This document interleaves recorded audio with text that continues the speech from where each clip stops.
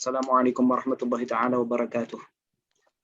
Waalaikumsalam Waalaikumsalam warahmatullahi wabarakatuh. warahmatullahi wabarakatuh. A'udzubillahi minasyaitonir rajim. A'udzubillahi samii'il 'aliim minasyaitonir rajim. Bismillahirrahmanirrahim. A'udzubillahi bismillah alhamdulillah salatu wassalamu ala rasulillah ma ba'da la haula wala quwwata illa billahil 'aliyyil 'azim. Allahumma faqihna fid din wa 'allimna al-hikmata wat ta'wil. Warzuqna mahabbata sayyidil anbiya wa mursalin sayyidina wa maulana Muhammadin wa ala alihi washabihi ajma'in.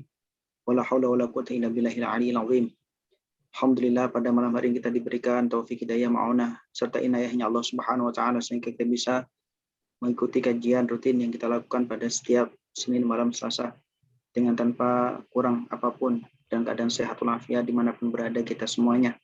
Salawat dan salam semoga tercurah pada baginda Nabi besar Sayyidina wa Habibina Syafi'ina wa Qurrati A'yunina Sayyidina wa Maulana Muhammadin wa ala alihi washabihi ajma'in sehingga kita bisa diberikan syafaatnya kelak di yaumil qiyamah serta dikurangkan daripada umatnya yang taat dan patuh serta mampu mensuri tauladan daripada contoh-contoh yang sudah diberikan oleh beliau sallallahu alaihi wasallam. Para hadirin partisipan dimuliakan Allah Subhanahu wa taala, Bapak, Ibu, Mbak, Mas dan juga semua yang bergabung di majelis Zoom Hadispedia Bukhari Institute yang dimuliakan Allah Subhanahu wa taala dimanapun berada, semoga senantiasa dirahmati, dijaga dari segala bentuk mara bahaya dan malapetaka, dilindungi daripada segala bentuk bala, wabak dan juga dijauhkan daripada penyakit serta hal-hal yang tidak baik dan tidak mengenakan. Semoga semuanya senantiasa diberikan kemudahan di dalam urusannya, panjang umur, sehat walafiat dalam ketaatan keberkahan. Semoga kita semuanya bagian daripada orang-orang yang selamat dunia dan akhirat. Amin ya Allah. Baik, hadirin Allah Subhanahu wa taala, kita awali pertemuan pada kesempatan yang mulia ini. Kita awali dengan membaca Al-Fatihah. Ila hadratin Nabi Muhammadin sallallahu alaihi wasallam alihi washabihi wa dzurriyyatihi wa ikhwan nabiyyin muslimin wa alikum wa sahbikum ajma'in. Wa tabi'an wa tabi'ina lahum bi ihsan min jami'il malaikatil muqarrabin wal karabin wa rahalin wa rahmatil ajma'in. ولا حاضر جميع معلمنا ومدرسنا واساتذتنا شيخنا شيخنا مراد روحنا من انجزنا من جزنا انتهى سواسف الكريم سواسف في الصالحين الذي تعلمنا وعلمناها مشايخنا والمعهد السابق والمدرسه السليفه وجميع من علمنا وحرفا واحده خصوصا والدينا اللهم اغفر لهما وارحمهما كما ربيانا صغارا والجميع منا والمؤمنات والمسلمين والمسلمات الاحياء منهم الاموات ومن شفقت عليه قلوبنا وجدر بيتنا ومن زورنا ونزور لا مقامتهم والمستمعنا هو بسبب ولاجلهم ولمن احسن الينا Waman awsana wasasana bidu'ai wal khair, dan juga semua yang kita sebutkan dalam munajat doa dan juga Fatihah kita, keluarga, kerabat, sahabat, sanak kami, saudara-saudari kita, kawan teman dan juga orang yang berjasa kepada kita, orang yang memotivasi, menginspirasi, memberikan arahan, bimbingan dan juga memberikan petunjuk kebaikan pada kita, orang yang mendoakan kebajikan pada kita baik kita ketahui ataupun tidak, kita kenal ataupun tidak kita kenal dalam keadaan tersembunyi ataupun tampak. Semoga semuanya dibalas oleh Allah Subhanahu wa taala, khususnya kedua orang tua kita semuanya semoga diberikan panjang umur, yang masih diberikan umur yang panjang, sehat walafiat dalam kekuatan keberkahan, dimudahkan urusannya dan kelak di akhir husnul khatimah, yang sudah wafat semoga diampuni dosa-dosanya, ditempatkan bagi sisi Allah Subhanahu wa taala, diberikan rahmat, maghfirah dan juga ridhonya di dalam alam kuburnya, diberikan nikmat yang tiada tara di kuburnya, yang sakit semoga diberikan kesembuhan oleh Allah Subhanahu wa taala, diberikan umur yang panjang, sehat walafiat, semoga dimudahkan dalam proses kesembuhannya, serta semoga senantiasa sabar dan tabah baik yang sedang sakit dan juga keluarganya, dan semoga kita semuanya dimudahkan di dalam ta'lim wa ta'alum, diberikan ilmu yang manfaat, mampu mengamalkan ilmu dan juga mampu ikhlas di dalam mengamalkan ilmu, serta tergolong daripada orang-orang yang mukhlisin, al-amilin, alimin, yang diridhai oleh Allah Subhanahu wa taala. Semoga kita semuanya diberikan kemudahan di dalam menapaki jalan ketuhanan, di dalam meniru dan juga memiripkan diri dengan Rasulullah sallallahu alaihi wasallam. Semoga kita semuanya menjadi insan yang semakin hari semakin baik, semakin dekat dengan Allah, semakin dekat dengan Rasulullah, semakin dicintai Allah, dicintai oleh Rasulullah. Kelak ketika wafat kita semuanya diberikan hadiah yang luar biasa, yaitu husnul khatimah, dengan mengucapkan kalimat syahadah wa sa'adah wa syahadah husnul khatimah. Kelak dikumpulkan bersama dengan aulia ulama syuhada salihin, bersama dengan keluarga kita, orang kita cintai, bersama dengan baginda Nabi besar Muhammad sallallahu alaihi wasallam.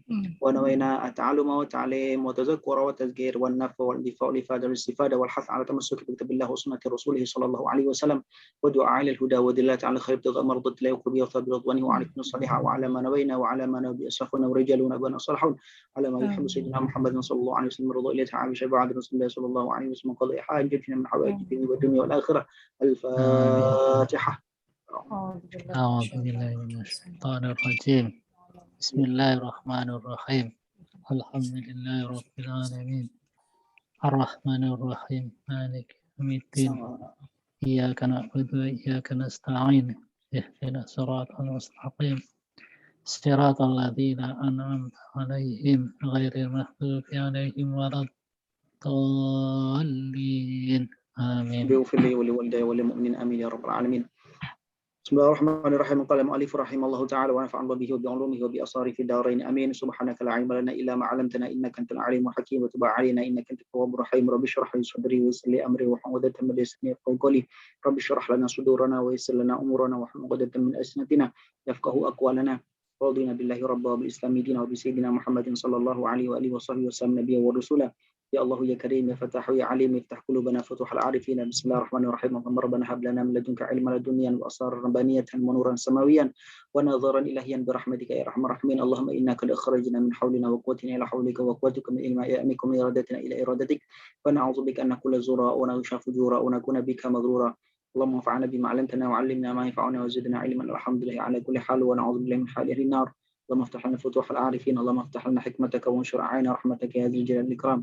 اللهم فقهنا في الدين وعلمنا تأويل وزقنا محمد سيد الأنبياء والمرسلين سيدنا مولانا محمد وعلى آله وصحبه أجمعين. اللهم سخر لنا الكتب كلها. اللهم ارزقنا فهم النبيين وحفظ المرسلين وهم الملائكة المقربين آمين يا رب العالمين. Tayyib, hadirin Allah Subhanahu wa taala, kita akan melanjutkan kajian daripada kitab Mukhtasar Khalil karya daripada Al-Syekh Al-Alim Al-Alama Al-Arif Billah Syekh Abdullah bin Abdurrahman Al-Hajj Al-Fadl yang sudah kita kaji dari bab awal tentang bab daripada taharah. Kita bahas tentang namanya wudu, kita bahas yang membatalkan wudu, syaratnya, rukunnya wudu, serta kita sudah membahas apa yang diharamkan bagi orang yang sedang berhadas kecil, dan juga sekarang kita akan melanjutkan masih di dalam bab taharah, lebih tepatnya itu adalah kita akan membahas insyaallah ala barakatillah, membahas tentang bab mujibatil ghusli, hal-hal yang mewajibkan terhadap mandi. Semoga di screen sudah kelihatan dengan jelas ya. Sudah jelas sekali. Syukran jazilan barakallahu fikum. Baik. Qala rahimallahu taala faslun fi mujibatil ghusli. Qala al-Imam Al-Syekh Abdullah bin Abdurrahman Al-Hajj Al-Fadl fi kitabih Al-Mukhtasar Al-Khalil fi hadhihi as-safhah ar-rabi'ah. Faslun fi mujibatil ghusl. Fasal menjelaskan tentang hal yang mewajibkan terhadap mandi. Fasal ini menjelaskan tentang ketika seseorang memiliki hadas besar. Hadas besar itu adalah hadas yang tidak bisa dihilangkan kecuali dengan menggunakan mandi besar atau disebut dengan mandi janabah. Nah, disinilah kemudian disebut dengan mujibatul ghusli, hal-hal yang mewajibkan terhadap mandi. Qala wa yajibu al-ghuslu min khamsati asya'. Al-ghuslu artinya adalah mandi. Kalau dibaca al-ghuslu artinya basuhan.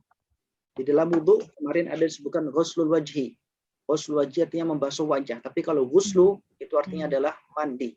Beda satu harakat, bisa beda arti. Jadi ghuslu membasuh, ghuslu adalah mandi. Wudu adalah proses wudu menghilangkan hadas kecil. Kalau wudu adalah air yang digunakan untuk proses berwudu.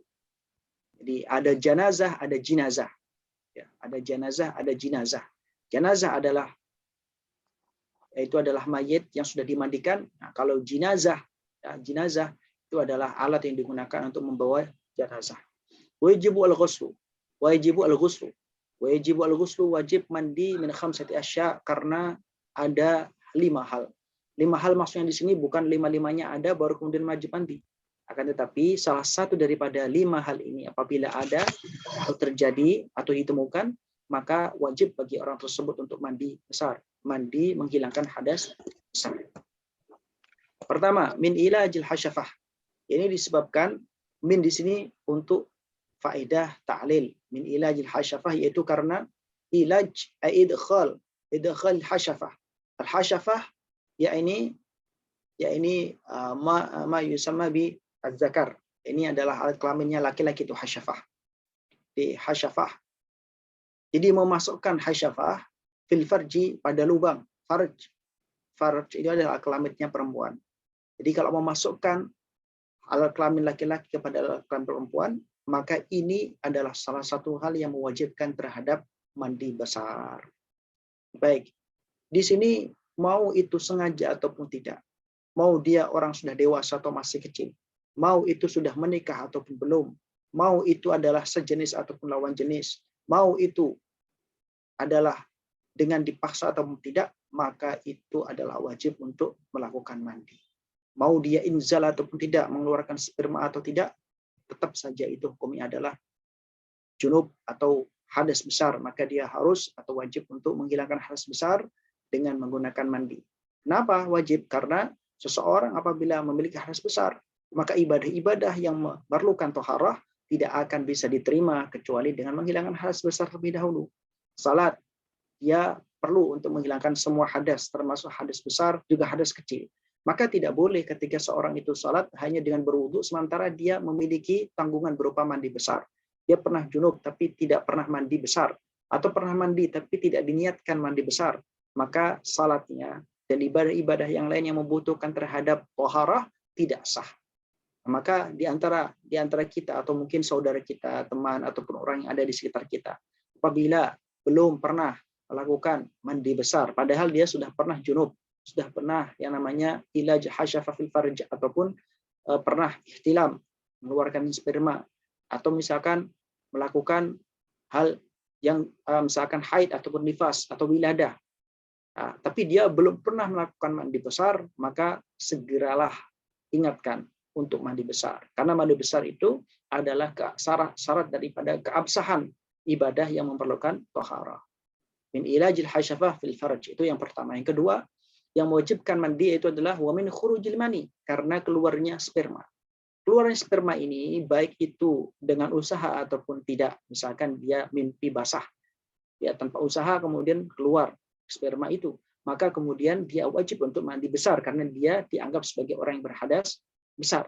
Baik itu adalah dikeluarkan dalam rangka yang muhtaram, ini adalah dihalalkan oleh syariat, yaitu misalkan suami istri melakukan hubungan suami istri dan keluar sperma, itu adalah hubungan yang muhtaram, hubungan yang dimuliakan alias hubungan yang disahkan, dilegalkan oleh syariat. Ataupun tidak, ya misalkan dengan menggunakan tangan atau menggunakan hal yang lain yang disebut dengan istilahnya onani atau masturbasi dan lain sebagainya, itu adalah sesuatu yang tercela, terlarang, dan antara dia tercela ataupun legal, ya tetap kalau misalnya keluar yang namanya sperma, maka hukumnya adalah dia hadas besar dan dia wajib untuk mandi besar untuk menghilangkan daripada hadas besar tersebut. Kemudian wa minal haidhi, dan juga karena haid. Ini berlaku untuk perempuan saja karena tidak ada laki-laki yang haid. Dan haid adalah merupakan darah yang keluar daripada kemaluannya perempuan dengan keadaan normal, wajar, dan merupakan hal yang adat. Ini adalah haid. Dan semua perempuan dalam masa-masa suburnya itu mengalami haid. Semua perempuan. Ada satu perempuan yang tidak mengalami haid, yaitu ada Sayyidatuna Fatimah Az-Zahra binti Sayyidina Muhammadin sallallahu alaihi wasallam Rasul. Sayyidah Fatimah tidak pernah haid dan beliau selalu menggunakan semua waktunya yang tidak pernah haid itu digunakan untuk ibadah. Maka tak heran keturunan Rasulullah sallallahu alaihi wasallam itu adalah dari jalurnya Sayyidah Fatimah semuanya. Itu Sayyidina Hasan al-Husain itu adalah cucu Rasulullah yang kemudian sampai sekarang, sampai zuriyah-zuriyahnya masih ada sampai sekarang, itu dari jalur Sayyidina Fatimah Az-Zahra Batul dan Sayyidina Ali ibn Abi Thalib karramallahu wajhah. Wa nifas, dan juga nifas. Nifas adalah dia mengeluarkan darah pasca melahirkan. Pasca melahirkan kurang lebih 60 hari itu keluar darah nifas, itu adalah disebut dengan darah nifas. Maka setelah selesai berhenti, maka dia mandi besar untuk menghilangkan hadas besar. Wal wiladah, proses ketika melahirkan. Ketika melahirkan ada basah-basah. Itu adalah hal yang disebut dengan wiladah, maka setelah itu dia wajib untuk mandi besar untuk menghilangkan hadas besar. Baik, para hadirin Allah Subhanahu wa taala.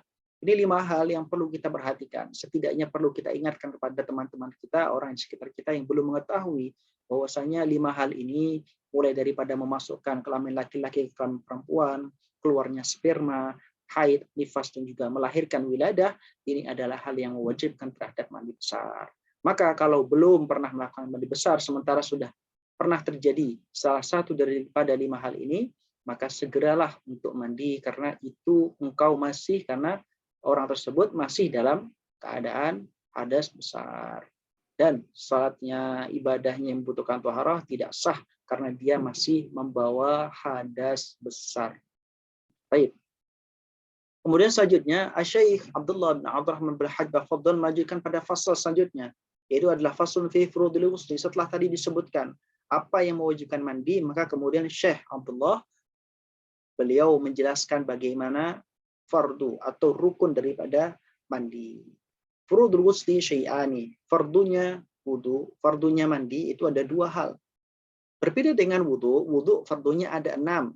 Sebagaimana sudah kita bahas dan sudah kita diskusikan secara detail dan sudah kita buka cermin tanya jawab juga pada pertemuan sebelumnya. Ada 6. Yang pertama adalah niat bersamaan dengan awalnya membasuh muka. Kemudian yang kedua itu adalah membasuh muka, ya, baik dari sisi lebarnya ataupun dari panjangnya, tulan wa ardhon. Kemudian selanjutnya membasuh kedua tangan sampai kedua siku. Ya, ini adalah membasuh tangan.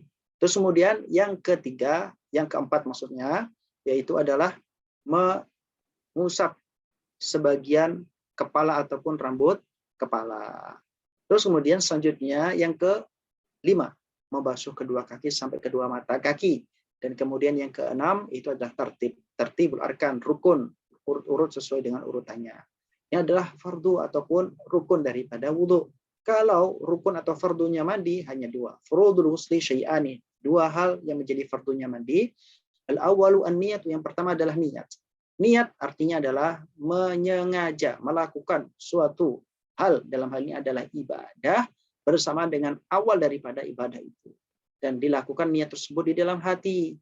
Wa huwa ayyan wi raf al-janabah. Niatnya apa? Niat seorang yang mandi tersebut raf al-janabah, menghilangkan hadas besar, auraf al-hadath, ataupun niat menghilangkan hadath al-akbar yang besar. Hadas ada besar, ada kecil. Hadas besar dihilangkan dengan mandi, hadas kecil dihilangkan dengan wudu. Au nahwa dzalika, atau semisalnya, misalkan nawaitu ghuslal fardhi, misalkan nawaitu ghuslal fardhi, saya niat untuk mandi besar, bisa seperti itu. Baik. Inda ghusli awal juz'in min badanihi. Niat tersebut dilakukan indah, ini adalah dzaraf zaman, dilakukan ketika ghusli awal juz'in, ketika membasuh awalnya bagian daripada badannya. Ya, awal daripada badannya. Awal badan itu dari mana? Boleh dari manapun, boleh dari bawah ke atas, boleh dari tengah ke bawah baru ke atas, boleh dari atas dan sampai ke bawah. Yang baik adalah dari atas ke bawah, dari kanan ke kiri. Nah, ini adalah urutan yang bagus dan disunnahkan. Tapi kalau misalkan mau mulai dari tengah, nggak masalah. Dan ketika dimulai dari atas, bagian atas badan, kemudian atau tengah atau bawah, dan awal daripada membasuh itu kemudian meniatkan, maka awal anggota yang dibarengkan dengan niat itu dianggap sebagai anggota badan yang pertama. Ya, awal badan yang dibarengkan dengan niat itu adalah dianggap sebagai adalah anggota badan yang pertama. Sehingga setelah itu wajib meratakan pada bagian anggota badan yang lainnya. Yang zahir ya, yang zahir saja, bukan yang batin. Yang zahir ya yang kelihatan mata. Kelihatan mata, seperti kalau misalkan hidung, lubang hidung yang kelihatan mata. Kemudian kalau misalkan lubang depan atau lubang belakang, jalan depan, jalan belakang, ya, dubur ataupun kubul yang kelihatan oleh mata normal. Ya, ini ketika seorang membuang air besar biasanya kan agak menekan terus kemudian keluar klep ataupun halaqatud dubur.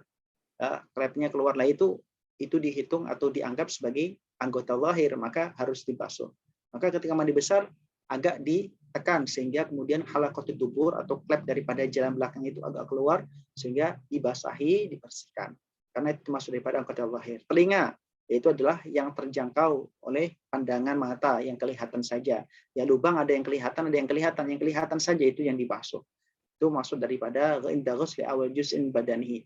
Dan semua setelah itu diratakan. Itu adalah rukun yang kedua. Atsani ghuslu jami'i sya'arihi. Ghuslu jami'i sya'arihi al-khafif. Itu adalah membasuh semua daripada rambut al-khafif yang tidak lebat, wal kathif, dan juga yang lebat. Jadi yang lebat dan juga yang tidak lebat itu dibasuh. Wa jami'i basyarati, dan seluruh daripada kulitnya, hatta ma tahta kulfatil aqlaf, bahkan sampai kepada bawah daripada kulfah. Kulfah itu adalah bagian ini di alat kelaminnya laki-laki kalau misalkan belum khitan itu ada namanya kulfah. Kulfah itu adalah ya bagian depan daripada alat kelamin laki-laki yang anak kecil biasanya masih belum di khitan, lah itu namanya kulfah. Maka bagian itu harus dibersihkan alias harus dibuka sehingga nanti hasyafahnya itu kemudian bisa dibasuh terkena air. Itu maksud daripada kulfatil aklaf. Baik. Terus kemudian wasunanuhu, sunnah daripada mandi diantaranya adalah as-siwak. Ini menggunakan siwak. Artinya sebelum dia memulai daripada mandi melakukan siwakan. Siwak menggunakan apa? Siwak bisa menggunakan kayu arak sebagaimana yang sudah dilakukan oleh Rasulullah Shallallahu Alaihi Wasallam pada zaman dahulu. Sudah menggunakan kayu arak dan bahkan sampai sekarang itu masih dilestarikan oleh para ulama salihin dengan menggunakan siwak dengan kayu arak. Atau bisa dengan sesuatu yang menempati daripada kayu arak, itu adalah setiap kullu tahirin khashinin yakla'u safatal asnan. Ini setiap hal yang suci, ya, yang kasar, yang bisa kemudian menghilangkan kuning-kuningnya gigi, itu bisa digunakan untuk siwak. Bisa berupa kain, atau zaman sekarang ini bisa menggunakan yang namanya sikat gigi. Maka boleh, maka dilakukan itu. Ini dilakukan sebelum daripada melakukan mandi besar. Wa tasmiyah, membaca basmalah, bismillahirrahmanirrahim sebelum memulai. Akan tetapi ketika mandi di padusan atau di kamar mandi, sebaiknya bismillahnya ini dibaca di dalam hati sebab ada kalimat ismul azam, ada kata Allah yang kemudian tidak patut kemudian dibaca dibaca secara ya keras di lisan karena di dalam kamar mandi. Karena kamar mandi itu adalah tempat yang normalnya ataupun umumnya adalah kotor, untuk membuang kotoran. Maka bismillahnya di dalam hati. Baik, wal wudu, kemudian wudu qabla al-ghusli, sebelum mandi. Jadi sebelum mandi wudu dulu secara sempurna sebagaimana sudah kita bahas dan kita diskusikan tadi, sudah diulang juga wudu rukun-rukunnya itu dilakukan sebelum melakukan mandi. Wa ta'ahudul ma'atifi, dan juga ta'ahudul ma'atifi. Ini adalah ta'ahudul ma'atifi, yaitu adalah disebutkan di dalam syarahnya, ya, di dalam syarahnya di sini kitab Al-Bayan wa Ta'rif bi Syarhi Al-Manhal Al-Latif. Nah, disebutkan bahwasanya maksud daripada ta'ahudul ma'atifi, ta'ahudul ma'atifi di sini maksudnya adalah lipatan-lipatan. Ai ka'ibatin wa tabaqati batnin wa uzunain. Jadi lipatan-lipatan daripada anggota tubuh. Bagi orang yang biasanya misalkan gemuk ya badannya, biasanya ada lipatan-lipatan yang tidak dimiliki oleh orang yang kurus. Nah, lipatan-lipatan itu di sela-selai digosok ya, sehingga memastikan bahwasanya air itu sampai kepada seluruh kulit, termasuk ibtin wa tabaqat ibtin ya, bagian daripada ketek ataupun sendi-sendi yang biasanya itu akan kelihatan pada waktu-waktu tertentu. Termasuk juga telinga. Telinga ini ada sela-selanya, ini dibersihkan ya, di sela-selai. Ini ada ta'ahudul ma'atif. Baik. Kemudian wa takhlilu sya'ar, menyela-nyelai ya, menyelanya daripada rambut. Jadi khususnya yang rambutnya panjang, lebat, ini perlu disela-selai. Ini adalah sunnah. Sehingga memastikan bahwasanya air itu terkena terhadap rambut dan juga termasuk kulit daripada tumbuhnya rambut. Kemudian wadalku, dalku itu adalah menggosok-gosok, sehingga memastikan bahwasanya air itu benar-benar menempel ataupun menyentuh terhadap kulit. Tidak kemudian terhalang dengan sesuatu yang ada di dalam badan ataupun kulit. Nah, misalkan sesuatu yang dapat menghalangi daripada sampainya air pada kulit, ya banyak. Misalkan ada minyak, ada kemudian menggunakan cat dan sebagainya, atau misalkan menggunakan pacar yang kemudian tidak bisa meresap air itu ke dalam pacar tersebut, dan lain sebagainya. Sehingga ini tujuan dalku adalah selain juga untuk kemudian membersihkan, juga untuk memastikan bahwasanya air itu benar-benar merata kepada seluruh kulit anggota tubuh yang zahir. Kemudian sunnah yang selanjutnya at-tatslits. At-tatslits artinya adalah meniga-kalikan. Ya, mendigakalikan. Ini membasuh 3 kali. Tangan dibasuh 3 kali. Kepala juga seperti itu. Nah, kalau bisa seseorang itu ketika mandi itu 3 kali basuhan itu sudah bisa rata, itu bagus. Tapi kalau nggak bisa ya sampai rata, sampai air itu bisa sampai kemudian merata kepada seluruh kulit daripada badan seorang yang mandi. Hakadha, ini adalah sunnah-sunnahnya daripada mandi, sebagaimana diterangkan oleh sahibu al-Mukhtasar Latif, Syekh Abdullah bin Abdurrahman Al-Hajj, Fadhal. Baik, selanjutnya fasal yang ketiga untuk pertemuan hari ini, dan insya Allah ini fasal yang terakhir sebelum nanti kita buka cermin tanya jawab. Yang punya pertanyaan boleh untuk dicicil ditulis atau mungkin nanti bisa langsung open microphone untuk ditanyakan di sesi cermin tanya jawab. Qala rahimallahu taala faslun fi syurut taharati min hadatsaini. Fasal menerangkan tentang taharah daripada 2 hadas. Hadatsain ay hadatsul asghar wa hadatsul akbar, hadas kecil dan hadas besar. Bagaimana syarat daripada bersih atau bersuci daripada hadas kecil dan hadas besar? Wa syurutu taharati an hadatsul asghar wal akbar. Syarat daripada taharah bersuci daripada hadas kecil dan juga hadas akbar, hadas besar, itu adalah al-Islam. Teman-teman para hadirin, Bapak Ibu yang Allah Subhanahu wa taala, syarat dan rukun ini berbeda. Sedikit berbeda. Syarat itu harus bisa dan sudah bisa dipenuhi sebelum melakukan prosesi daripada kegiatan ibadah. Ya, mandi berarti kalau syarat harus dipenuhi terlebih dahulu sebelum mandi itu dimulai. Sebelum mulai niat mandi. Ini yang disebut dengan syarat. Sampai kemudian selesai daripada prosesi daripada ibadah tersebut, syarat itu harus tetap ada. Ya, jadi syarat itu mulainya lebih awal daripada rukun, tapi selesainya bareng sama rukun. Baik, syarat yang pertama daripada orang yang bersuci dari hadas besar atau hadas kecil itu adalah yang pertama al-Islamu, Islam. Ini beragama Islam, tentu itu melakukan syahadat, asy-syahadah bil lisan. Ini at-tasdiq bil jinan wal amal bil jawarih atau bil arkan. Ini adalah Islam. Asyhadu an la ilaha illallah, asyhadu Muhammad Rasulullah. Kemudian melaksanakan tuntutan daripada asyhadu an la ilaha illallah wa asyhadu anna Muhammadar Rasulullah. Apa tuntutannya? Ya rukun Islam harus dijalankan. Apa rukun Islam?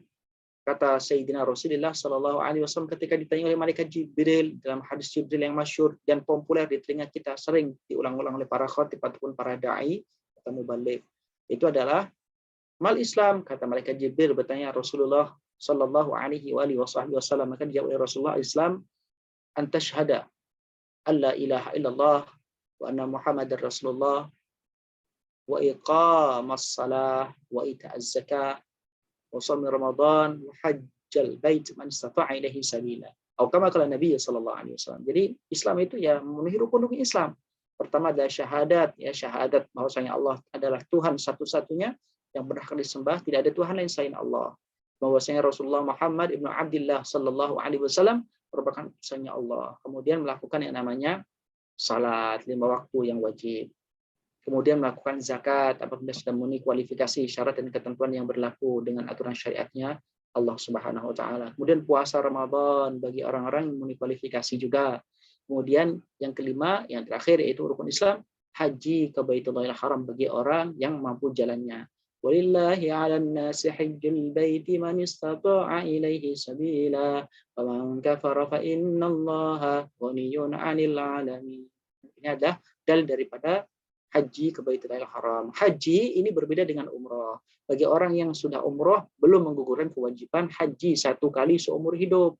Ya, tapi kalau dia sudah bisa umroh, maka dia sudah lebih mudah karena sudah mengetahui bagaimana tata cara daripada prosesi ibadah ihram. Hanya bedanya kalau di haji ada wukuf di Arafah, kalau di dalam umroh tidak ada. Dan haji itu setahun hanya sekali, kalau umroh setiap hari pun bisa berkali-kali. Ini maka seorang yang memiliki kemampuan diberikan harta cukup, kesehatan yang baik, kesempatan yang ada, dan kemudian diberikan keamanan, maka dia wajib melakukan ibadah haji sekali seumur hidup. Kalau dia sudah diberi kemampuan tapi tidak berangkat haji, maka dosanya dibawa sampai mati. Na'udzubillah. Kemudian tamyiz. Tamyiz artinya adalah mampu membedakan mana yang baik, mana yang buruk. ulama berbeda-beda pendapat masalah standar daripada tamyiz. Ada satu pendapat mengatakan bagaimana cara mengerti orang tamyiz ataupun tidak. Pertama mengatakan cara mengerti orang itu tamyiz atau tidak apabila dia mampu memilih mana yang baik, mana yang buruk. Misalkan disuruh milih antara susu dengan air bensin misalkan.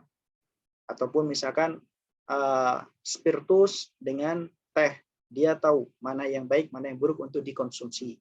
Itu standar pertama, ulama mengatakan seperti itu. Dari hal-hal yang baik dan buruk bisa membedakan. Yang kemudian yang kedua, maksud daripada tamyiz, cara mengetahuinya adalah dengan cara dia disuruh, apabila dia disuruh mandi, ya, makan, minum bisa secara mandiri sendiri. Itu maka dikatakan tamyiz. Ini adalah pendapat yang ketiga, yaitu adalah dengan cara bitajribah, dengan cara diuji. Ini adalah diberikan amanat, yaitu adalah untuk misalkan membelikan sesuatu dengan uang sekian dan dengan barang ini, maka dia sesuai dengan instruksi atau tidak. Kalau sesuai, maka dia disebut dengan tamyiz.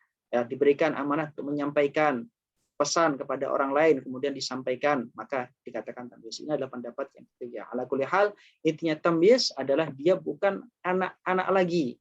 Dia sudah memiliki ya naluri, memiliki akalnya sudah berjalan sehingga mampu membedakan, mampu melakukan diferensiasi daripada hal yang pantas ataupun tidak, yang pas ataupun bukan, yang baik ataupun yang buruk.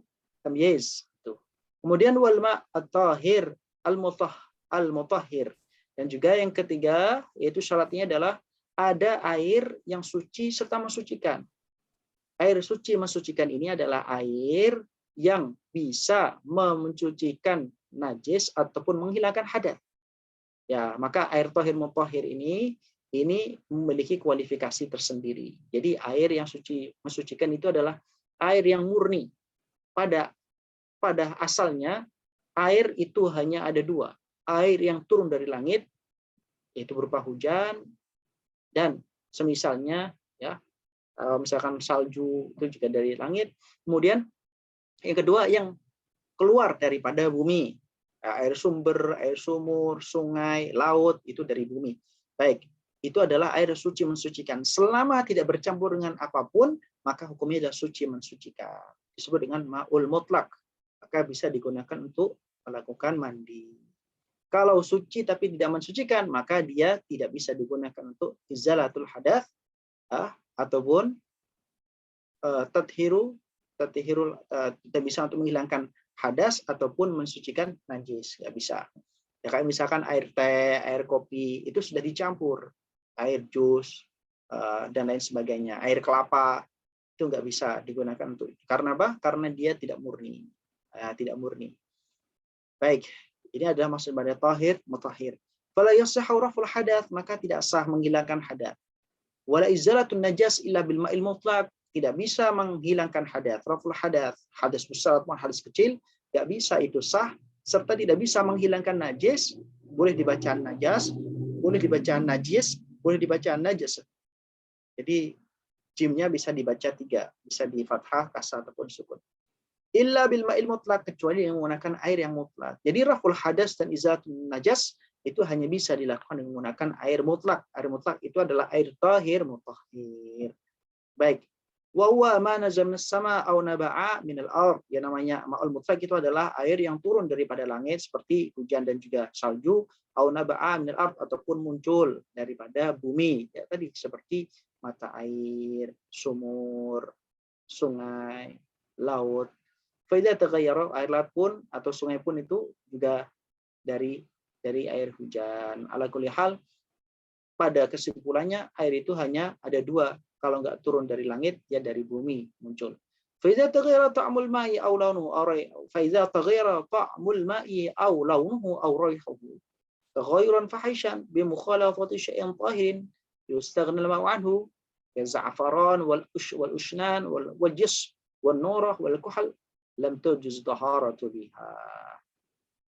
Jadi ketika air itu sudah berubah, jadi air itu memiliki tiga sifat, ya, sifat dalam segi warna, dalam segi bau, dalam segi rasa. Ya, kalau misalnya salah satu daripada tiga sifat ini kemudian berubah, maka disebut ma'ul mutaghayyir, air yang sudah berubah. Maka ketika berubah, baik itu ta'mul ma ini adalah rasanya air, atau warnanya air, launuhu, au raihuhu, ataupun baunya, taghayyurun fahsyan, dengan perubahan yang sangat mencolok, perubahan yang tidak ditolerir. Perubahannya itu enggak normal. Bimukhalafati syai'in, sebab berubah ataupun bercampur dengan sesuatu tahirin yang suci, yustaghna anhu, yang mana air itu tidak membutuhkan bercampur dengan sesuatu itu, misalnya az'afaron, ya, ushnan, ya, aljis, ini ada jenis-jenis daripada zat yang kemudian suci tapi bercampur dengan yang namanya air. Maka kemudian ini menjadikan air tersebut menjadi tohir ghairu mutahhir. Al-jis, an-nura, al-kuhal. Al-kuhal ini adalah yang namanya celak. Ya. An-nura sejenis pewarna. Lam tajuz taharatu biha, tidak bisa digunakan untuk melakukan bersuci bihi. Lam tajuz taharatu bihi, tidak bisa digunakan untuk bersuci sebab air tersebut statusnya bukan tahir mutahhir lagi, tapi tahir ghairu mutahhir. Suci tetap bisa digunakan, kan, tapi nggak bisa untuk mensucikan najis ataupun menghilangkan hadas. Wala yujuz wala yadur at-taghayur bil mukhti wat turab wat tusluhbi wa ma fi maqarrihi wa marhi.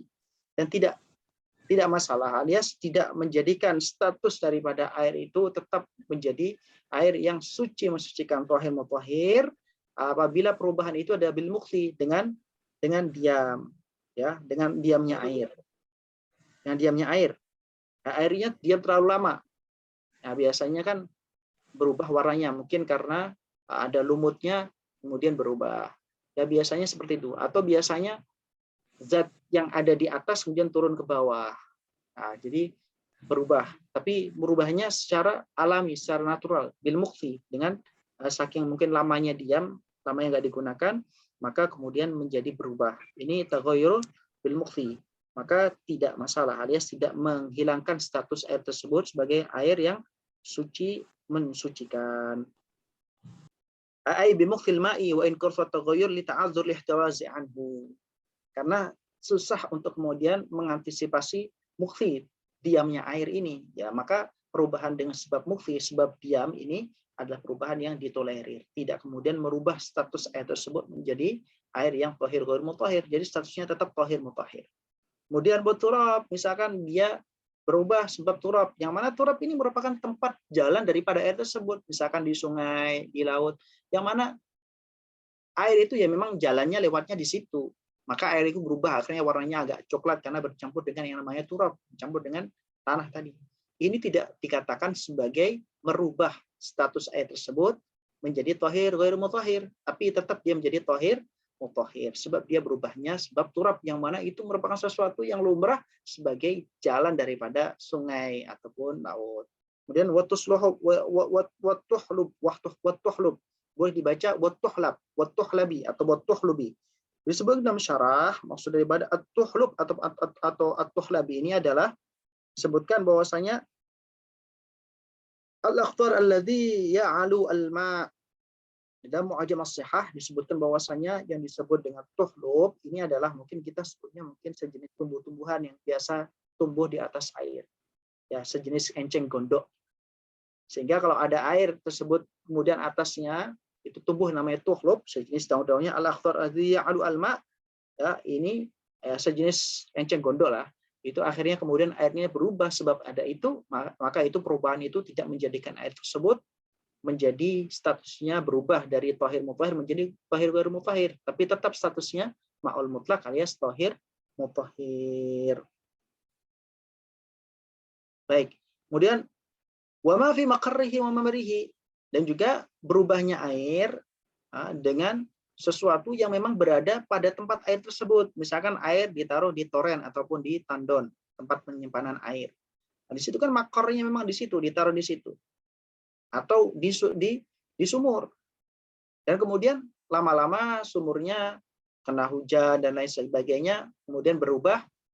Tapi memang itu adalah karakter yang wajar dan normal, maka hal tersebut tidak menjadikan air itu menjadi tahir ghairu mutahhir, alias tetap airnya tahir mutahhir.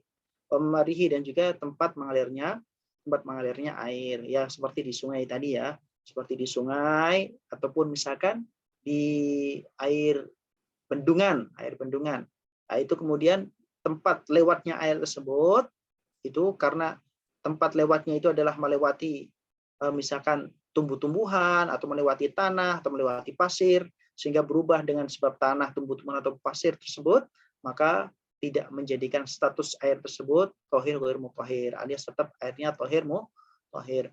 Wala yaduru at-taghayru bil mujawarah, tidak masalah, tidak berbahaya, alias tetap menjadikan air tersebut itu tohir mutahhir, alias disebabkan at-taghayyur, sebab berubah bil mujawarah. Bil mujawarah, mujawarah artinya apa? Berdampingan dengan hal lain.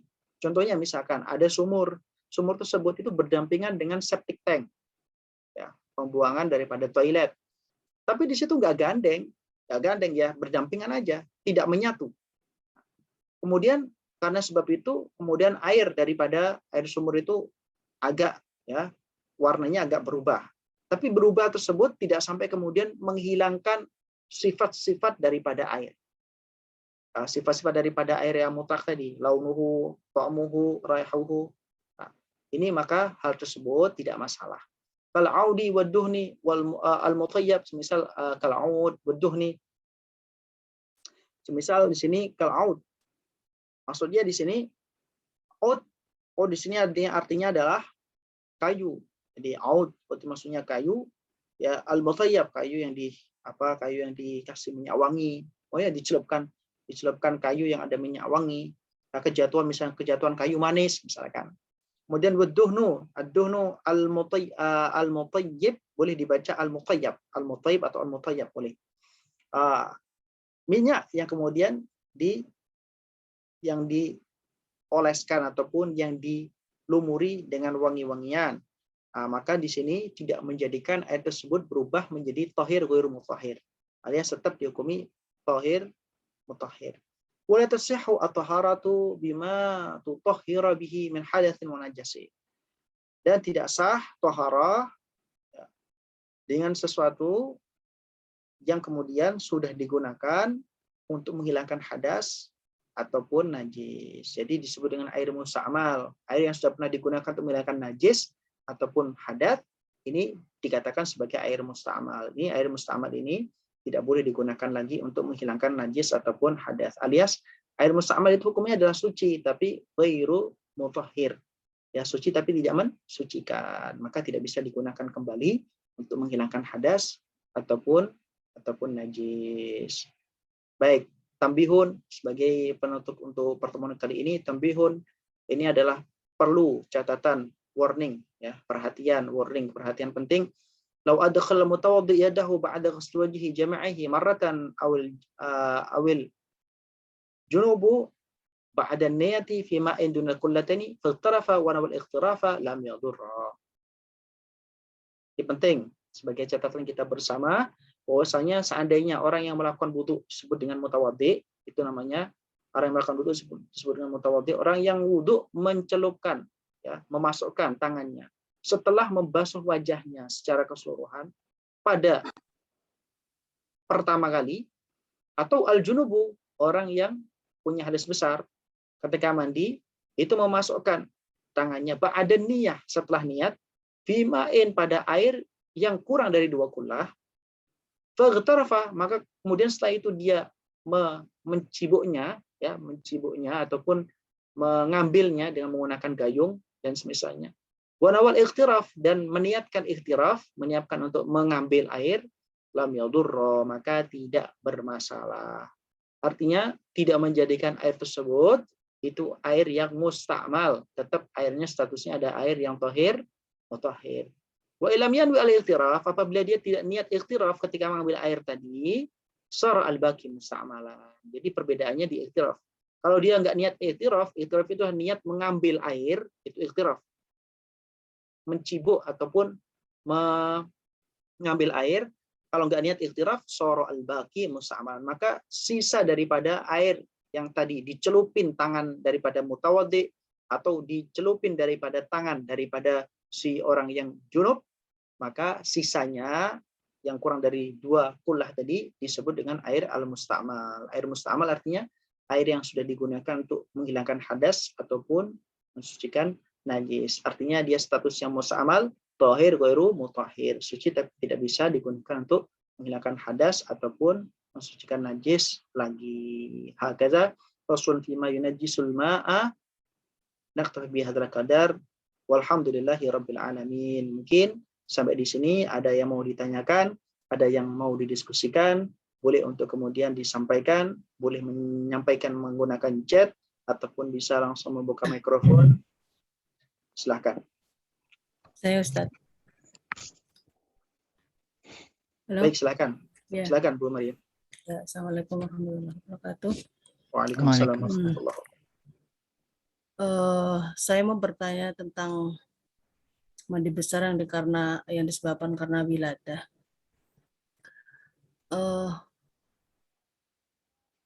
Wiladah ini kan memang bukan nifas ya, berarti mandi setelah baru melahirkan.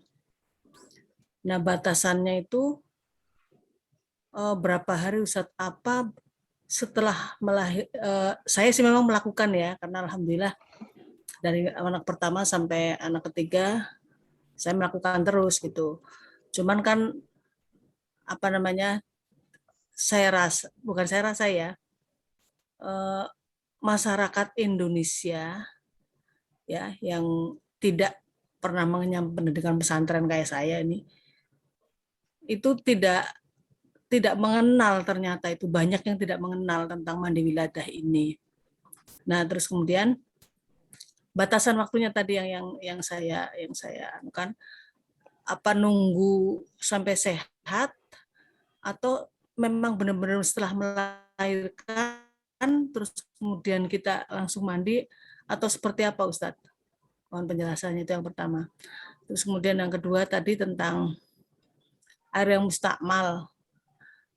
Kalau di kampung itu kan, di daerah saya itu di Lampung masih belum ada PAM ya. Jadi orang itu masih nimba gitu, pakai timba. Karena airnya cetek, jadi istilahnya cuman 2-3 meter sampai 5 meter itu udah keluar air, jadi tidak sempat pakai kerekan gitu. Jadi langsung dengan tangan dengan timba yang dari tambang gitu. Nah, kadang itu ketika nimba itu pas udah mau ini kan kita ambil tuh gagang timbanya itu ya. Itu suka sambil nyobok air gitu. Nah, itu kalau mau buat ngisi padasan, kalau di Lampung, di kampung saya itu karena masih masih belum masih ya bisa dibilang terbelakang, masih pakai padasan, belum pakai keran karena nggak ada keran, Mas. Ada yang pakai bambu, ada pakai gentong gitu. Nah, untuk dimasukkan ke dalam itu, ini pengetahuan saya dulu ya, karena saya sekali lagi saya bukan dari belakang pesantren, jadi hanya berdasarkan manut wong tua gitu. Ini kalau sudah kecowok banyune tadi, airnya tadi itu jangan dimasukkan ke padasan gitu, karena itu sudah mustakmal, jadi sudah nggak bisa lagi untuk bersuci. Apa harus sehati-hati itu, apa seperti apa misalnya kalau masukin padasan mau buat wudhu itu kan nggak mungkin cuma 1 ember, bisa 3 timba, 4 timba atau 5 timba gitu. Apa kalaupun segitu banyaknya, tapi kalau sudah ketetesan itu masih tetap nggak boleh gitu loh. Mohon penjelasannya Ustaz. Terima kasih. Assalamualaikum warahmatullahi wabarakatuh. Waalaikumsalam warahmatullahi wabarakatuh. Baik, ditampung dulu pertanyaan yang lain. Ada yang raise hand itu, boleh untuk kemudian menyampaikan pertanyaannya. Assalamualaikum Pak Ustadz. Waalaikumsalam warahmatullahi wabarakatuh. Silakan. Ana cuman mau minta kopiannya ini, bisa nggak materi ini? Oh, baik. Kopiannya ini semenjak dari pertemuan pertama, kalau nggak salah sudah di-share oleh admin. Nanti bisa menghubungi admin ya. Itu sebenarnya bisa juga di-download langsung sendiri melalui internet. Sudah saya share dari pertemuan awal. Nanti bisa kontak ke admin. Sekaligus syarah-syarahnya ini bisa di download, atau kalau malas download ya nanti hubungi admin saja untuk kemudian bisa dikirim. Begitu. Oke, syukran Pak Ustadz. Ya, sama-sama. Baik, pertanyaan yang lain. Ada pertanyaan yang lain? Assalamualaikum Ustaz. Waalaikumsalam warahmatullahi wabarakatuh. Silakan. Maaf saya ada yang ketinggalan mengenai air hujan gimana Ustadz? Ya, air hujan. Ya, boleh dipakai berwudu kan ya? Baik. Ada lagi pertanyaan? Ya itu terima kasih. Baik. Saya nambahin sedikit ya Ustadz ya. Silakan. Nambahin sedikit. Apakah yang mengalami keguguran juga wajib wiladah atau nifas gitu? Karena saya juga 3 kali mengalami keguguran, jadi lahiran 3 kali, keguguran 3 kali. Saya agak lupa ya, saya wiladah apa enggak. Nah itu kan sama kan mengeluarkan janin gitu. Saya 3 kali tuh kalau nggak salah 2 bulan, 4 bulan itunya Nifas. janinnya gitu. Apa nifas, apa wiladah juga gitu Ustaz. Kalau seandainya saya dulu lupa, apa harus dikodok gitu loh. Terima kasih Ustaz penjelasannya. Assalamualaikum warahmatullahi wabarakatuh. Waalaikumsalam warahmatullahi wabarakatuh. Terima kasih banyak. Yang lain ada lagi pertanyaan?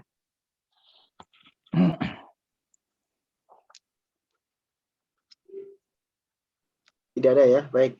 Mungkin saya jawab satu persatu pertanyaan yang sudah saya catat. Pertama tadi dari Ibu Siti Maryam, beliau bertanya, wiladah itu mandinya kapan? Wiladah itu mandinya kapan? Ya setelah melahirkan sempurna.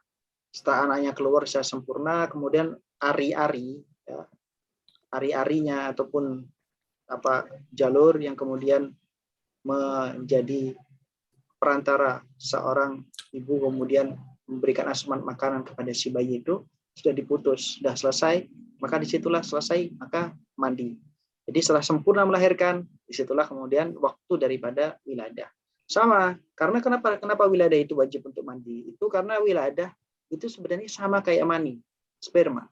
Sebab yang namanya anak itu kan berasal, ya maksudnya asal muasalnya itu dari sel telur ketemu sama sperma. Kemudian akhirnya jadi yang namanya anak. Kemudian ada alaqah, ada mudghah, kemudian jadilah kemudian menjadi anak. Dan kemudian keluar, maka itu sama dengan keluar sperma ataupun mani tadi. Maka wajib untuk mandi. Mandinya kapan? Ya setelah mengeluarkan sempurna, yaitu wajib untuk mandi karena dia sudah mendapat status berhadas besar gitu. Nah, meskipun toh ketika wiladah itu tanpa adanya basah-basahan, orang kan beda-beda ini. Ada yang ketika melahirkan itu basah-basah, ya, basah-basah kayak misalkan buang air kecil, air seni itu. Ada yang kemudian tidak. Nah, ini mau basah ataupun tidak, kalau setelah sempurna melahirkan itu disebut dengan wiladah. Maka dia wajib untuk mandi. Kapan mandinya? Ya segera setelah itu. Ya kalau misalnya nggak segera nggak apa-apa. Tapi ya menjadi tanggungan dia karena dia masih belum membersihkan daripada hadas besar. Itu daripada yang namanya wiladah. Nah, ini bisa dibaca dalam syarahnya. Syarahnya kemarin PDF-nya sudah saya share juga. Silahkan nanti kalau yang nggak punya bisa download, namanya syarahnya adalah Al-Bayan wa Ta'rif fi Syarhi Al-Mukhtasar Al-Latif. Nah, disebutkan di dalam syarah seperti itu. Jadi al-wiladah di sini li'anna al-walad maniyun mun'akidun. Karena anak yang dikeluarkan itu seperti halnya ya mani atau sperma yang kemudian mengeras jadi daging, jadi darah, jadi daging, kemudian menjadi manusia itu sama kayak seperti itu. Maka ketika keluar ya sama kayak keluarnya mani ya wajib mandi juga. Fayajibu al-ghusl bi khurujil walad walau bila rutubah, meskipun tanpa basah-basah ya tetap itu ya wajib untuk mandi.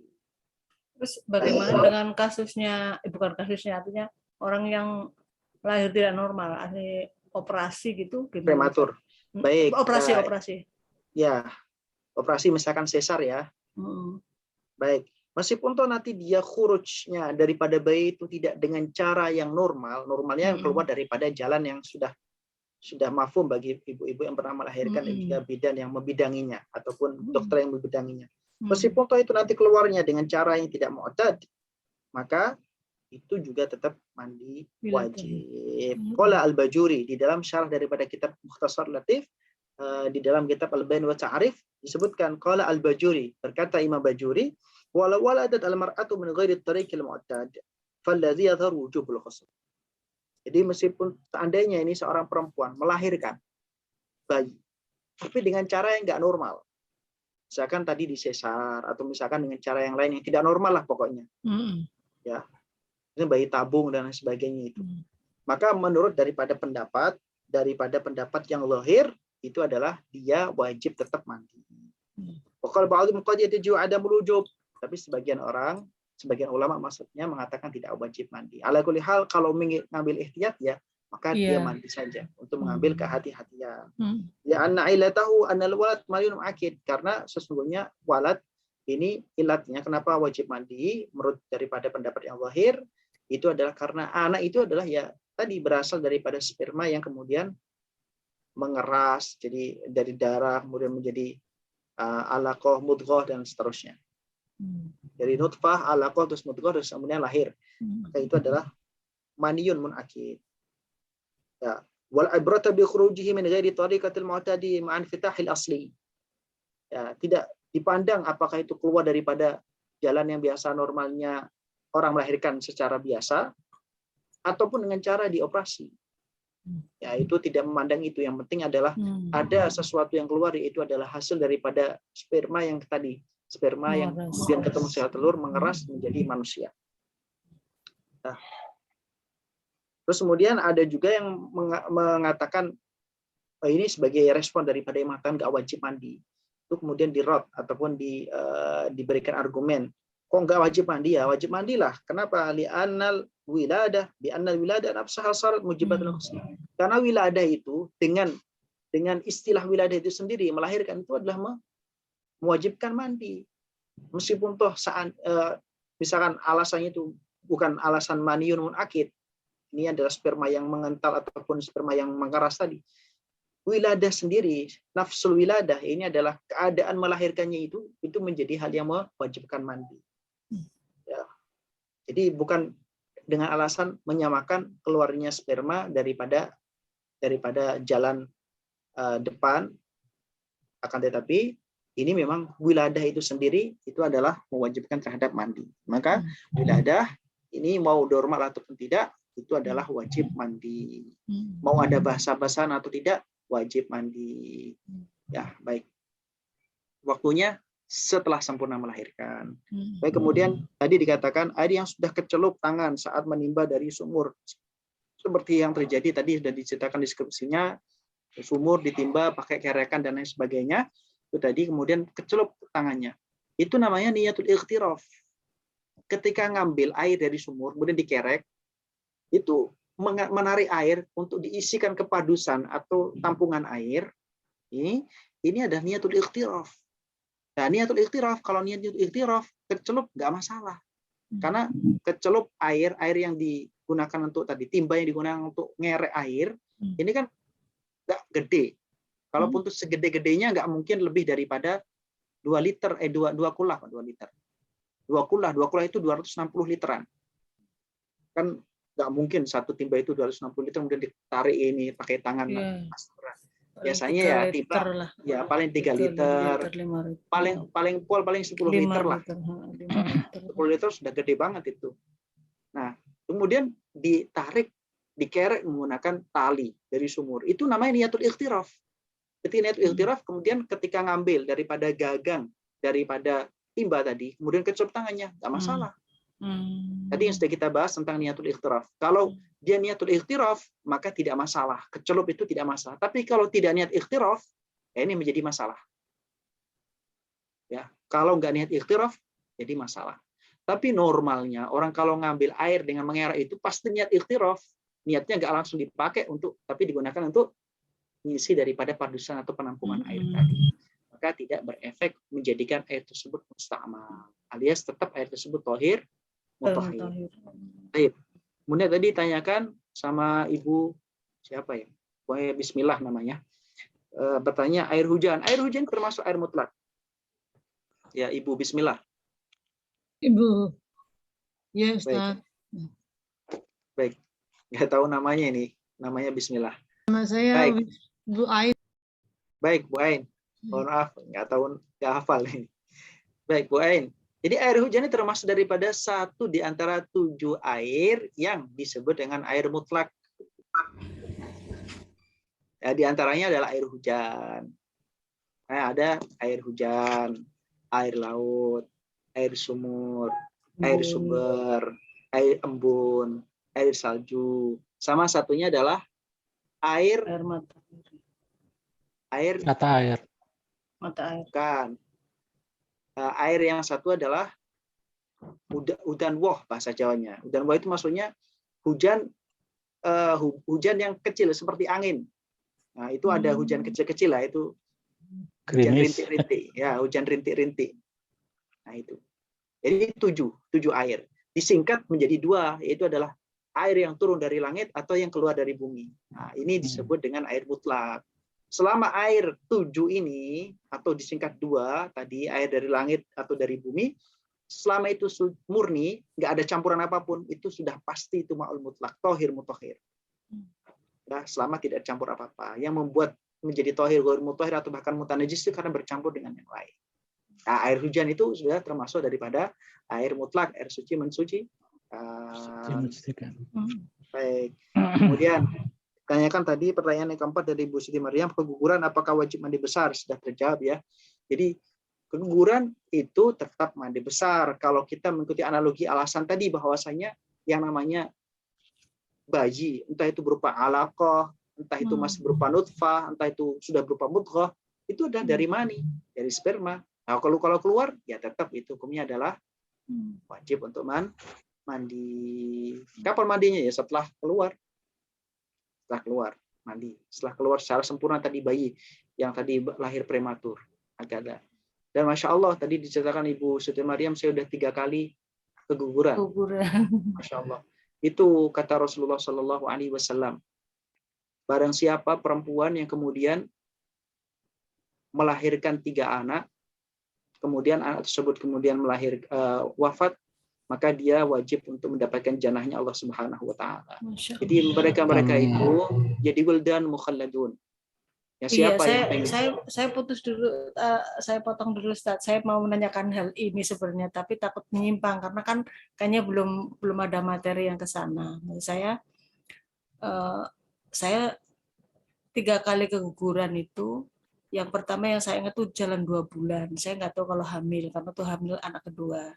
Terus yang kemudian yang ke-5 dan ke-6, anak ke-5 ke-6 ya maksudnya ya, karena yang anak kedua, ketiga, dan keempat itu hidup gitu, sampai sekarang hidup. Tapi yang janin yang ke-5 dan ke-6 itu keguguran semua, waktunya mirip gitu, 4 bulan itu yang ke-5 dan ke-6. Nah, tapi yang pertama itu baru masuk 2 bulan gitu. Apakah dia nanti di hadapan Allah hidup atau hanya sebagai apa ya? Ya kayak makhluk yang nggak berbentuk, jadi saya nggak bisa menyebut atau nggak bisa ngaku bahwa itu anak saya karena memang belum berbentuk, belum ditiup ruh kan ya Ustadz ya. Apa gimana sih penjelasannya Ustadz? Saya tuh terus terang masih awan ya, masih dalam hal ini itu nggak tahu, pengetahuan saya tuh masih cetek gitu Ustadz. Mohon penjelasannya. Baik Ibu Maryam. Jadi di surga nanti nggak ada orang yang tua. Yang ada itu ya pemuda-pemuda. Kata Rasulullah, pemuda-pemuda itu sekitar usia 32-an tahun. Itu adalah ahli surga. Jadi orang-orang yang sudah tua itu nanti ke surga jadi pemuda-pemudi lagi. Jadi insya Allah ini yang sudah melewati usia 32 atau dia sudah kepala 4 ke atas, ini kalau masuk surga jadi muda lagi, jadi cantik lagi, ganteng lagi, dan semuanya sesuai dengan apa yang diinginkan. Ya, makanya kita harus semangat untuk kemudian menjadi ahli surga dengan melakukan perintah dan juga menjauhi larangan Allah Subhanahu Wa Taala. Nah, kalau misalkan tadi yang bayi, yang prematur atau keguguran itu apakah akan menjadi seorang yang sempurna atau tidak? Insya Allah anak-anak itu akan menjadi yang disebut dengan Al-Quran disebut dengan wildanun mukhalladun. Ya, jadi anak-anak surga yang artinya nanti menjadi pelayan daripada orang tuanya yang melayani. Jadi mereka itu anak-anak di surga, tapi anak tersebut itu anak yang luar biasa karena istimewa. Dan anak inilah yang kemudian nanti itu mencari ayah ibunya dan kemudian merawat dan memberikan pelayanan yang luar biasa kepada ayah ibunya. Maka kesabaran daripada orang yang diuji ini sangat berat sekali untuk menghadapi hal seperti ini, kejadian seperti ini. Tapi kalau misalkan dia mau menerima dan juga ikhlas, sabar, ridha atas ketetapan Allah, ya memang pada hakikatnya kita kan bukan siapa-siapa. Semua atas kehendak Allah. Allah tidak Amin. kemudian melihat kita hanya secara zahir saja, tapi dilihat batinnya. Innallaha yanzuru ila innallaha yanzuru ila wujuhikum wala ila suwarikum wala ila suwarikum walakinnallaha yanzuru ila qulubikum wa a'malikum. Kalau hitam ya. Jadi Allah itu tidak melihat kepada wajah kalian, tidak melihat pada bentuk kalian, akan melihat adalah hati dan juga amal. Jadi tidak hanya dilihat zahirnya saja, tapi batinnya.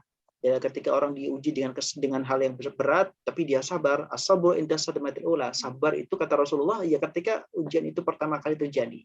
Bukan kemudian setelah lewat bertahun-tahun baru kemudian, wah saya sabar. Udah telat. Sabar itu di awal. Ketika diuji. Ya memang berat. Berkata-kata mudah, tapi yang menjalankan ini ujiannya berat. Ala kulli hal, kalau mendapatkan ujian yang besar, itu pertanda ada hal yang besar yang diberikan oleh Allah Subhanahu wa taala bila orang tersebut mau dengan sabar, ridha, ikhlas menerima. Ala kulli hal, itu merupakan kado buat Ibu Siti Maryam dan juga suami. Amin. Insya Allah itu akan menjadi celengan, tabungan surga yang bisa memberikan syafaat kepada orang tuanya. Amin. Ketika orang tuanya nggak ada di surga, dicari dan kemudian diberikan syafaat oleh Wuldan Mukhalladin tadi. Wallahu wa rasuluhu ta'ala bishawab. Baik. Terima kasih penjelasannya.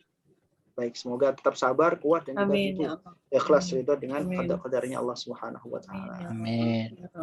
Baik, ada lagi yang tanyakan? Pertanyaan tadi sudah saya jawab satu persatu. Kalau tidak ada pertanyaan lagi, maka kita cukupkan pertemuan pada malam hari ini. Sekian. Kalau nggak ada pertanyaan, ada pertanyaan? Kalau untuk chat bab nikah, kapan ya Ustadz ya? Bab nikah dan talak, begitu kapan kira-kira? Saya banyak banget yang mau saya tanyakan, ini bab nikah Baik. dan talak. Baik. Nanti sewaktu-waktu di pertemuan selanjutnya nanti membahas tentang itu bisa ditanyakan. Atau kalau misalnya terlalu lama atau nunggu nggak sampai pernikah, silahkan ditanyakan saja. Nanti di waktu yang senggang, silahkan ditanyakan. Nanti lewat Zoom juga bisa, nggak apa-apa. Ala kulli hal, kalau misalkan memang waktunya masih ada, insya Allah. Dengan senang hati kalau bisa menjawab dengan berdiskusi, ya akan kita bantu dengan menjawab ala kulli hal. Baik, itu ada pertanyaan. Kalau kita pakai multu pewangi yang didahulukan airnya atau pewanginya baru disiram air, khawatir jinnya tahir, ghair mutahhir. Baik, ini ada pertanyaan. Kalau misalnya kita mencuci, ini penting nih bagi ibu-ibu khususnya. Ya sebenarnya buat semuanya juga, karena mencuci itu bukan merupakan pekerjaan ibu-ibu sebenarnya. Mencuci itu adalah pekerjaan semuanya. Ibu-ibu ataupun istri itu tugasnya bukan mencuci ataupun memasak. Tapi tugas ibu adalah mendidik anaknya yang paling utama, madrasatul ula. Jadi madrasah pertama bagi anak-anaknya. Jadi kalau misalnya mencuci ini penting untuk diketahui para hadirin. Jadi kalau mencuci itu biasanya kan banyak, baru dicuci. Biasanya ya 3, lebih daripada 3 baru mencuci. Kalau 1 biasanya mencuci kayak ya enggak semua orang sih. Kadang-kadang kalau 1 terlalu sedikit, nanti aja nunggu 2, 3 dan lain sebagainya. Nah biasanya itu pakaian itu yang pertama dilakukan dan dipilah dan dipilih. Ini pakaian yang ada najisnya sama pakaian yang tidak ada najisnya itu disendirikan, jangan dicampur. Nah, ada najisnya misalkan pakaian-pakaian bayi itu kan banyak najisnya itu, kompol dan lain sebagainya itu disendirikan. Nah, pakaian yang kotor saja nggak najis itu disendirikan. Jadi yang kotor dengan yang kotor, najis dengan yang najis itu disendirikan. Yang pertama itu. Kemudian yang kedua, ketika kemudian mencuci dan kemudian biasanya direndam terlebih dahulu sebelum mencuci, direndam 5 menit ataupun 10 menit atau 15 menit direndam. Nah, itu yang pertama dilakukan itu adalah pakaiannya dulu ditaruh di dalam bak atau timba. Pakaian ditaruh di bak atau timba. Ya, pakaian taruh di bak ataupun timba. Setelah itu baru kemudian airnya dialirkan ke timba ataupun bak yang digunakan untuk merendam tadi. Nah, sabun ditaruh di akhir. Kenapa kok seperti ini? Ada kaitannya dengan tohir mutohir sama al-ma'ul warid atau ma'ul maurud. Kuwatir raf'i wa kuwatir daf'i dalam istilah fikih. Maka taruh pakaian terlebih dahulu, kemudian dialirkan air, setelah kemudian airnya mencukupi, kemudian baru dikasih sabun untuk direndam. Ini untuk yang tadi ya, yang pakaian kotor aja, pakaian yang kotor aja. Kenapa seperti itu? Biar nanti kalau misalkan ada yang kena najis, kepercikan najis dan sebagainya, itu nanti tidak perlu kemudian membasuhnya sampai kemudian busa-busanya bersih. Tapi kalau misalnya nanti itu justru sabunnya terlebih dahulu, baru kemudian pakaian ditaruh, kemudian baru airnya, nah berarti airnya tersebut justru mendatangi pada sesuatu yang merubah air, itu sabun tadi. Nah, maka ini perlu diperhatikan sehingga ketika nanti membilasnya, meskipun toh busanya tidak bersih 100%, itu tetap dihukumi tohir mutahhir, alias suci, tetap pakaian dihukumi suci. Hakada. Nah, untuk pakaian yang najis tadi, pakaian yang ada najisnya ini perlu diperhatikan. Ketika ada najisnya, apabila najisnya kelihatan mata dan kemudian bisa dibersihkan terlebih dahulu, dihilangkan terlebih dahulu zatiahnya, baik bau, warna ataupun rasanya dihilangkan. Kalau kelihatan dan kemudian bisa dihilangkan ainiyahnya yang terlihat mata. Setelah dihilangkan ainiyahnya, baru kemudian dikasih air, masukin timba, dikasih air untuk menghilangkan hukmiyahnya. Setelah itu baru dikasih sabun. Nah, begitu. Ini adalah cara untuk mencuci. Biar pakaian yang dicuci itu adalah dapat kita kondisikan hasil daripada cucian adalah berhasil dengan menggunakan air yang tohir mutahhir, dan kemudian tidak tersisa daripada najis yang kemudian menjadikan semuanya menjadi najis. Nah, ini yang perlu diperhatikan. Itu terkait daripada pertanyaan daripada ini dari Al-Bukhari Institute. Kemudian selanjutnya ada Yudi Zulfadli Baihaqi. Bagi wanita telah melahirkan tidak normal tapi belum melakukan mandi besar, apakah perlu mengqadanya? Baik. Kalau dia pernah junub, pernah hadas besar dan belum mandi, maka sebelum dia mandi besar, selamanya dia junub. Bahkan seumur hidup kalau dia nggak mandi besar, nggak niat mandi besar, maka dia junub selamanya. Nah, kalau junub selamanya, maka sholat yang dilakukan, ibadah yang membutuhkan taharah yang dilakukan, itu semuanya tidak sah. Dan harus diulang di qadha. Begitu. Meskipun dia setiap hari mandi, tapi mandinya tidak diniatkan untuk junub atau menghilangkan hadas besar, maka itu tidak dianggap sebagai mandi besar, sehingga dia masih punya tanggungan hadas besar. Ya, dan apapun yang dilakukan pada saat dia tadi belum sempurna melakukan mandi besar, maka harus diqadha kewajiban-kewajibannya. Baik. Ini dong, dekat-dekat sini dong dengerin. Baik. Begitu ya. Ustaz, Siapa? saya nimpalin nanya satu lagi, Ustaz. Itu Silakan. kaitannya dengan qadha mandi tadi. Saya punya teman teman SMA, dia pernah murtad. 20 tahun, selama 20 tahun. Karena kita udah pisah selama 37 tahun, baru sekitar sebulan lalu kita ketemu di Jakarta sini. Nah, otomatis ketika dia melahirkan itu kan dia karena waktu itu murtad kan nggak mengenal yang namanya wiladah dan nifas tadi ya. Apakah sekarang ketika dia masuk Islam lagi, kembali ke agama semula, apakah dia wajib mengqadha mandinya, nifas dan wiladahnya gitu, Ustaz? Gimana penjelasannya? Akan saya sampaikan. Ini penting sekali bagi orang yang murtad ataupun orang yang keluar dari agama Islam. Orang murtad itu dia tidak pernah lepas daripada tanggungan untuk mengqadai semua kewajiban-kewajiban dia saat dia murtad. Jadi makanya orang murtad ini bahaya dan berat, sebab meskipun tuh dia sudah pindah agama, keluar daripada Islam, kewajibannya semuanya itu masih menjadi tanggungan dia. Maka ketika dia kembali lagi ke agama Islam, maka dia harus mengqadha semua kewajiban-kewajiban yang dia tinggalkan selama murtad. Jadi murtad itu lebih bahaya daripada kafir. Kalau orang kafir dari kecil, kemudian setelah dewasa usia 60 tahun atau berapapun, kemudian masuk Islam, maka dia tidak perlu mengqadha terhadap sesuatu yang dia tinggalkan selama dia kafir. Tapi kalau orang murtad, berapa tahun dia murtad, kewajiban selama tahun dia murtad itu harus diqadai semuanya, termasuk sholatnya, puasanya, mandinya, wudhunya. Ini adalah hal yang perlu diperhatikan bagi semua orang yang beriman. Maka tidak diperkenankan orang itu murtad. Orang murtad itu lebih dibenci oleh Allah dibandingkan orang yang non-muslim dari kecil. Kenapa? Karena orang murtad dia sudah dikasih tentang ayat-ayat kebesaran Allah, syariatnya Rasulullah, sudah dikasih tahu, masih kemudian membelot. Ini maka lebih parah daripada orang yang tidak tahu sama sekali, kemudian tidak beriman kepada Allah. Maka penting ini bagi kita semuanya untuk menjadi perhatian, bahwasanya berislam itu adalah selamanya. Berislam itu selamanya. Jangan pernah untuk murtad, karena setiap orang murtad dia dibenci oleh Allah, tentu kewajibannya tidak akan pernah hilang sampai dia mati pun dia memiliki tanggungan kewajiban daripada kewajiban-kewajiban yang dia tinggalkan meskipun dia sudah tidak muslim lagi. Na'udzubillah summa na'udzubillah. Hakadha ini disebutkan di dalam kitab Sulamat Taufik ila mahabbatillahi ala tahqiq, di dalam karya daripada Al-Habib Abdullah bin Husain bin Tahir Ba'alawi Al-Husaini, dan disyarahi oleh Imam Nawawi dengan syarah Birqati Su'ud Tasdiq, syarah Sulamat Taufik ila mahabbatillahi ala tahqiq. Bisa dilihat di sana, bisa dikoreksi, bisa di-download di PDF-nya juga, terjemahannya juga di PDF-nya banyak. Baik. Terima kasih Ustaz penjelasannya. Sama-sama. Dan saya sampaikan. Baik.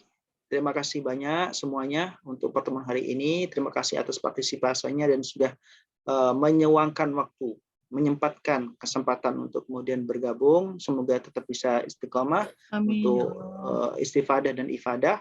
Semoga kita semua diberikan kemudahan di dalam ta'lim wa ta'alum, dan juga diberikan ilmu manfaat maslahat di dunia wal akhirah.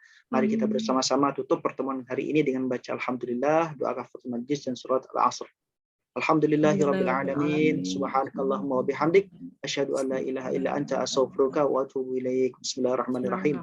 Wal 'asri innal insana lafi khusr illa alladziina aamanu wa 'amilus salihati wa tawassaw bil haqq wa tawassaw bis sabr. Allahumma inna nas'aluka ajyanana wa abdana wa amwalana kullu shay'in ataytana wa ma antana ilaina fardutna ilaina inna hajatina wa la tansaniha bi rahmatika ya arhamar rahimin. Nas'alukumullah alladzi la tad'u da'uhu alafu minkum. Mohon maaf atas segala khilaf ucap, sikap ataupun sifat. Semoga kita semua diampuni oleh Allah Subhanahu wa taala. Hadanallahu wa ikum ila shiratal mustaqim. Wallahu muwaffiq ila ma yuhibbu wa yarda. Wassalamualaikum warahmatullahi wabarakatuh. Waalaikumsalam warahmatullahi wabarakatuh. Waalaikumsalam. Matur suwun Ustaz, jazakallahu khairan katsiran. Makasih Ustaz, jazakallah.